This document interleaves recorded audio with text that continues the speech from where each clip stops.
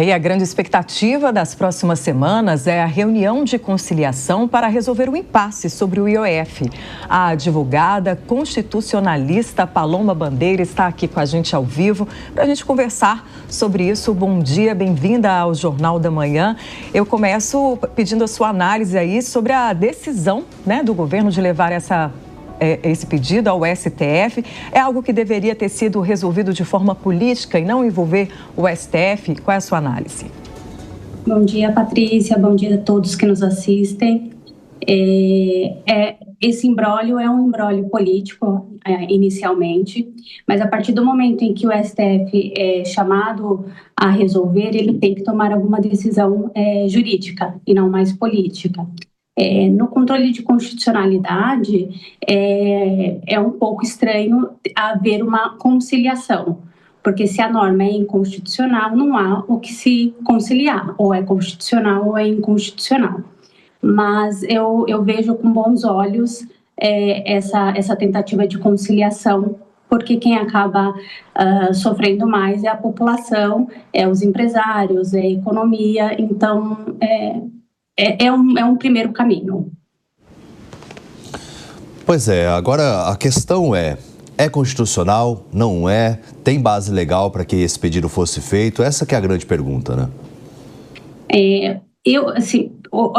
Olhando as decisões, na verdade, o fundo se foi arrecadatória o interesse do governo e é arrecadatório, ou se está dentro do escopo de extrafiscalidade que também o IOF tem.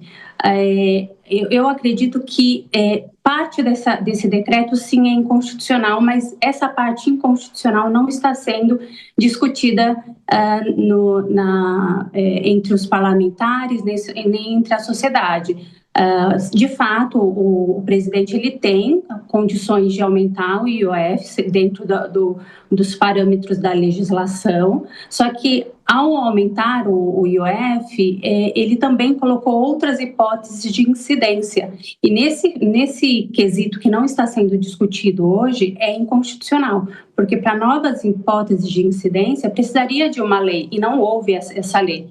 E é uma cláusula pétrea o princípio da anterioridade, então haveria uma lei, teria um ano para que a sociedade tomasse as providências em relação a esse aumento de tributo.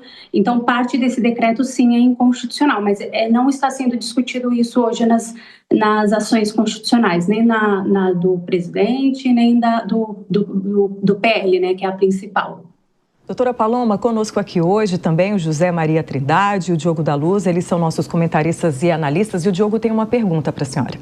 Pois é, eu fico me perguntando, doutora, um prazer poder falar com a senhora, como pode ter algum imposto que não seja arrecadatório? Todos são. Mas partindo desse princípio regulatório, quando se aumenta a alíquota de um eletrodoméstico, por exemplo, e aumentando o IOF, é isso que acaba aumentando até o preço dele, ou se quer diminuir a venda de eletrodoméstico, ou ele vai ser arrecadatório. Agora, o governo não disse que ele não quer reduzir o comércio, que ele quer estimular o crescimento do país, então é arrecadatório, não é? A questão central é a lei orçamentária anual. Ela já teve um problema o ano passado, quando o voto de qualidade do CARF previa uma arrecadação de 50 bilhões. Não houve uma arrecadação apenas de 300 milhões, ou seja, 95% do que pretendia se arrecadar não arrecadou-se. Então, eles estão utilizando hoje, sabendo que o voto de qualidade do CARF não vai alcançar a meta fiscal, eles estão utilizando o IOF de forma arrecadatória. De fato, todos os tributos eles têm um viés arrecadatório, não tem como fugir disso, só que os tributos como o IOF, que tem um caráter extrafiscal, o interesse dele não é arrecadar, isso vem como um segundo plano. De fato, se eu coloco um tributo no cigarro e aumento a alíquota daquele produto, vai ter uma arrecadação. Mas essa não é o principal intuito deste tributo.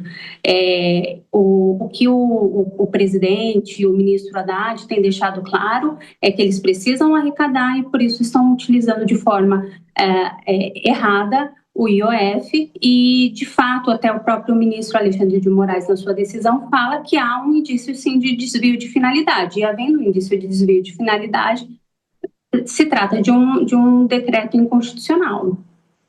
Junto com a gente aqui também, doutora, o José Maria Trindade, que vai fazer a próxima pergunta.